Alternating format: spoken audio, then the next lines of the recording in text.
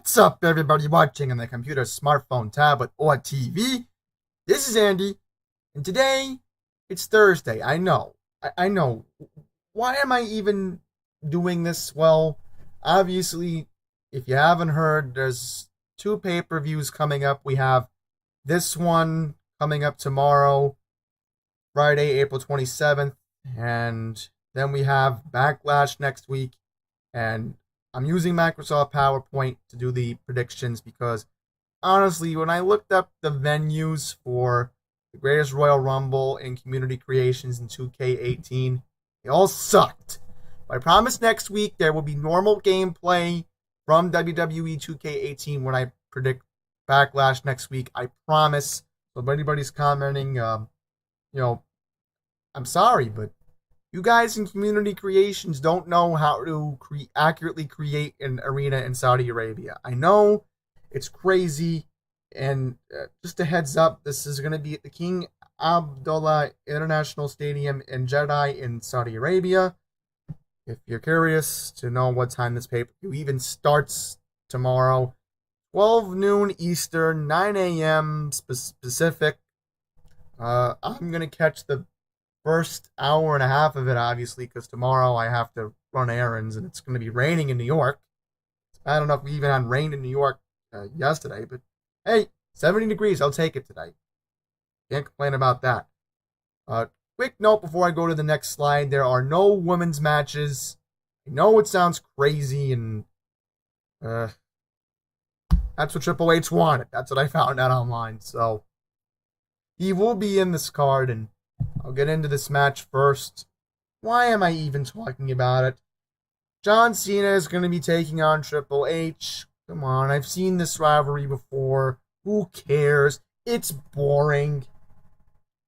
For the heck of it, I'm just going to say Cena wins because they're giving some sympathy after all the losses he's tallied up this year with losing the Royal Rumble, losing the Elimination Chamber, losing at WrestleMania 34 to The Undertaker. Not looking good for John Cena.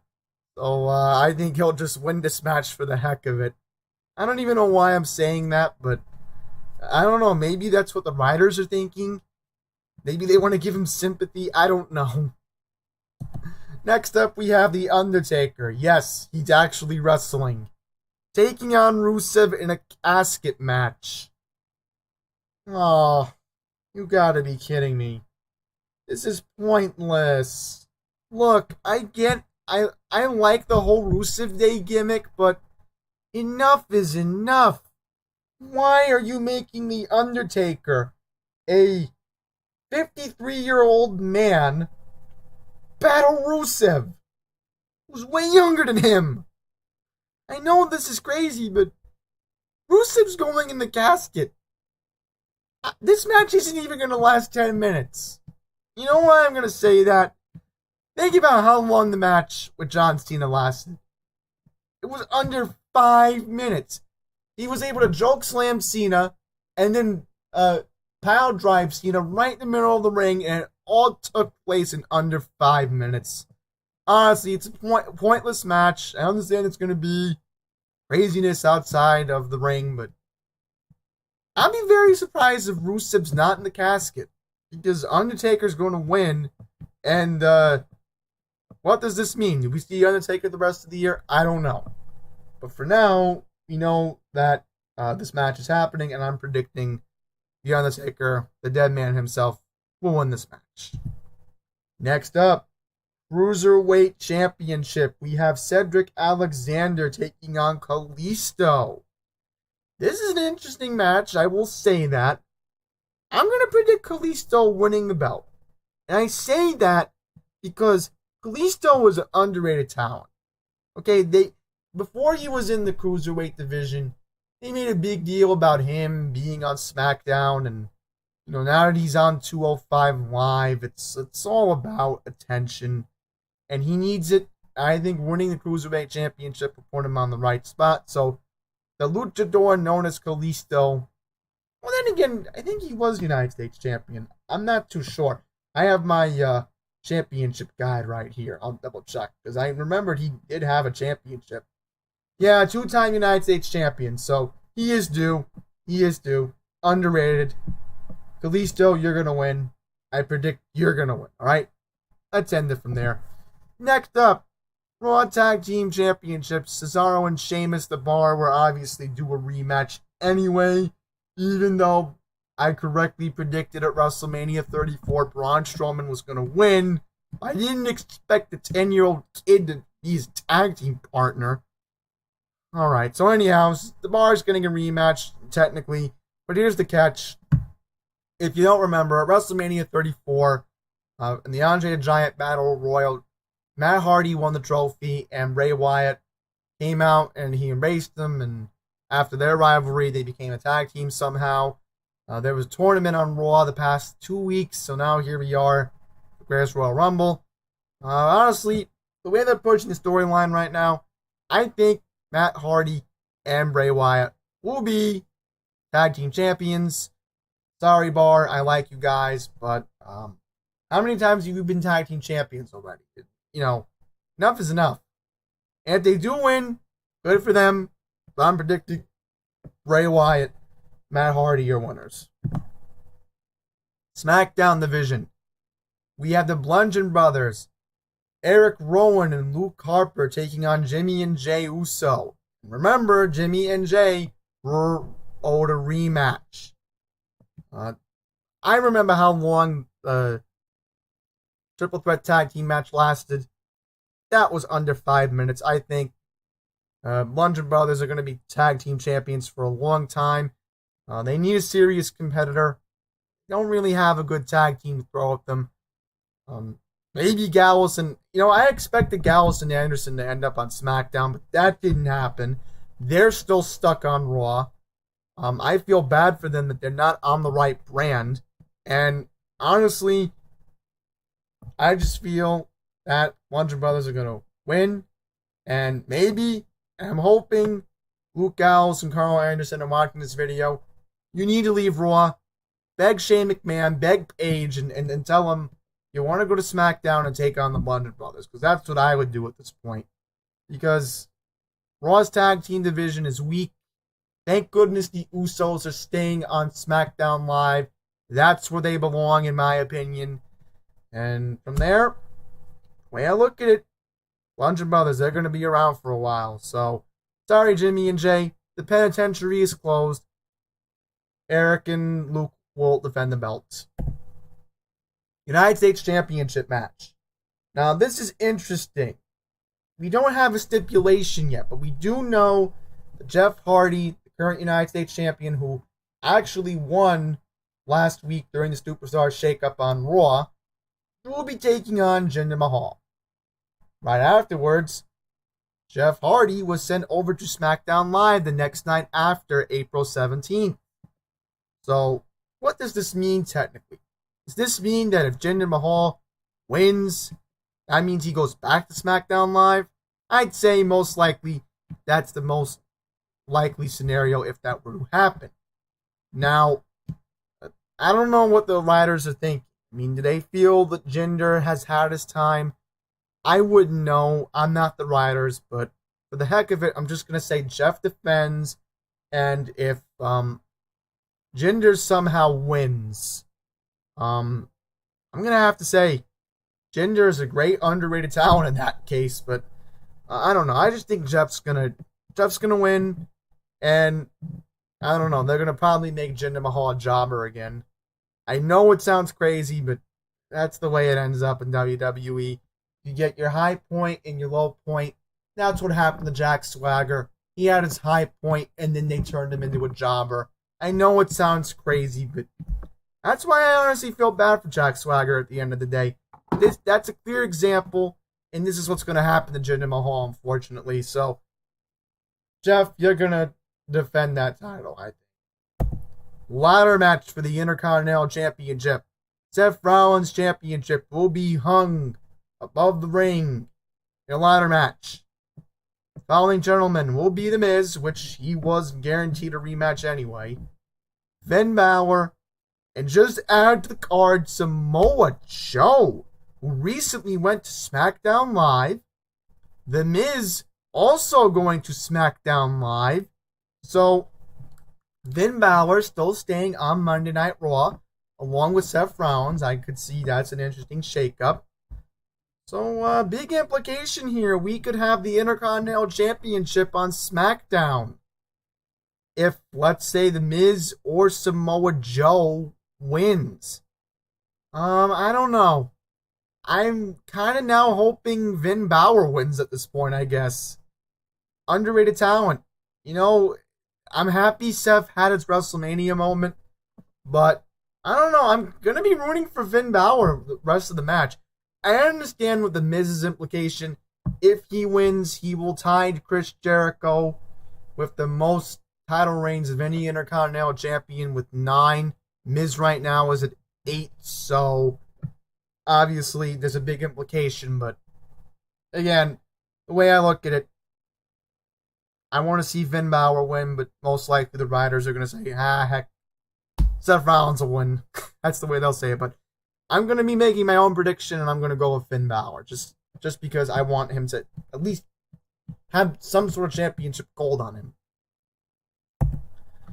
WWE Championship match. Rematch from WrestleMania 34. AJ Styles defending against Shinsuke Nakamura. If you didn't see what happened at WrestleMania 34, right after the AJ defended the belt, Shinsuke got annoyed. He low-blowed AJ, and this has been going on now for the past couple of weeks. They turned Shinsuke heel. They're making him not talk English that much on camera, which I don't know why they're doing that. That's sort of a stereotype, which is another topic for another day. But the way I look at it, I don't know. I mean, now what this heel character Shinsuke is, are they going to make him the champion? Most likely, yes. WWE always has a formula for turning babyface into heel. This is one of the examples right here, unfortunately. I like AJ Styles as champion. For crying out loud, he's the man who put SmackDown Live on the map, giving us 2 entertaining hours every week. But honestly, I think Shinsuke is going to win. Who knows what happens after Backlash? I can't really give an accurate timeline what's going to happen, but for now, I just think Shinsuke is going to be the new WWE champion, and I'm just going to have a lot of sympathy for AJ Styles. They're not going to make him defend, and it's awful. I get that, but honestly, Shinsuke was supposed to be champion at WrestleMania. So, as a heel, I don't know. That's what the writers want, and that's what they're going to get. Shinsuke, your new WWE champion. I'm going to predict that right now. Alright, steel cage match. We have Brock Lesnar, who surprisingly defended the Universal Championship at WrestleMania 34, taking on Roman Reigns, or as most of the crowd in the United States calls him, Boomin' Reigns at this point. Because obviously he's too much of a baby face, and he's a poster boy, and he's a John Cena copy at this point. From what I've been hearing the past couple of weeks since WrestleMania 34, Vince McMahon wanted Roman to actually lose and then win the Universal Championship in Saudi Arabia, because from what reports are saying online, Saudi Arabia has a bigger fan base for Roman Reigns. We're not going to get into the controversy of that. Steel cage match. Remember, Roman defeated Braun Strowman in a steel cage match. That was the Elimination Chamber back in February. So, the way I look at it right now, Roman has a favorability to win this match anyway, and they have him set to win it. So, right now, the way I see it, Roman Reigns will be your new Universal Champion. If he doesn't win, and again, I know the Brock Lesnar situation very well. They want Brock to lose anyway. Brock only signed a short-term deal at the WWE because he's going back to MMA soon. He has a match coming up, I think, in a couple weeks in the next UFC event. I don't know, but I'm not really familiar with the MMA, obviously. But I do know from reading online, Brock is supposed to go back to UFC full time, so Roman will be your new Universal Champion. And last but not least, the main event. We have the greatest Royal Rumble. 50 participants will try to be number one. The only unfortunate thing is, this is just crazy. There's no stipulation. Nobody gets a championship opportunity. That's pointless. All right, but for the heck of it, I'm gonna have to go into. I just don't understand any of it. Quick controversial thing regarding women. I understand that again they don't want women involved, and Saudi Arabia has a lot of crazy things when it comes to women, and in Saudi Arabia, you might not even see women in the audience, so I'm not going to get into that, but I wanted to quickly bring that up before I talked about the participants in the match. I'm not going to go into it specifically, but me 50 men. I'm going to go with a wild card pick. I'm going to say Chris Jericho. I'm not joking. And this is my theory about him. Chris Jericho is set to have a big year with the WWE. This is just my theory. I don't know why I think this is going to happen, but here's my theory. I think WWE has realized that this is the tailspin and the end of Chris Jericho's career. I've appreciated Y2J, and over the years, Chris Jericho deserves what's coming to him. I think this is all set for him to win the Money in the Bank match in June. I'm going into it because I think that if he wins this match, I understand the odds are not looking good, but just imagine if he wins this one match in Saudi Arabia. It could mean the WWE wants to have Jericho around for the next year. And I'm going to say this, from what I'm reading online, there's no Chris Jericho has no big plans with his band, Ozzy. So if I'm pronouncing it wrong, I apologize, because I don't listen to his music, but I only care about his wrestling. So obviously, from what I'm reading online, they don't want him. His band is encouraging him to stay in WWE for a year, it looks like. So it looks like Chris Jericho could end up winning this match and then ends up winning the Money in the Bank match in June. I know it sounds idiotic. I know it sounds crazy. But I think because of this brand split, they're going to bring back the red briefcase and they're going to bring back the blue briefcase. Obviously, Chris Jericho on the blue brand. So, makes more sense. From what I'm also hearing, AJ Styles is going to be involved in the Money in the Bank match on SmackDown. I'll quickly mention that, but so far, I mean, I just think that Chris Jericho's going to win. And if not, I'll say Dolph Ziggler or for the heck of it, Braun Strowman. I don't know why I'm even saying that. Yeah. There you have it, this non-meaningful pay-per-view taking place tomorrow, April 27th. Again, most people in the United States are not going to watch this live. Okay, it's a Friday. It's bad timing. People have things to do, and as I said earlier, I'm not even going to be watching most of it live. I'm only going to be watching the first hour because I have errands to run again, as I said, tomorrow, and, again, no consideration. Again, one last thing. Next week, I promise a normal video for the Backlash predictions next week. I promise you will see 2K18 gameplay. But again, community creations, you got to get your act together when it comes to this, because I couldn't find any good arenas. I kept randomly simulating, and I was not happy. So at least there's a normal Backlash arena that I can use next week. So that concludes this prediction video. If somehow you got lucky, you can play hooky tomorrow, or get out of whatever engagement you have to do tomorrow. Enjoy the pay-per-view. If anybody's watching in Saudi Arabia, I know you guys are going to be enjoying yourselves out there because it's a start time in the evening, of course. That I'm aware of. So most likely, since this pay-per-view is starting in New York at noon, most likely this pay-per-view will be over by 5 o'clock. And by then, I'm not even going to be home until maybe 5:30. So what's the whole point? But yeah, that's it.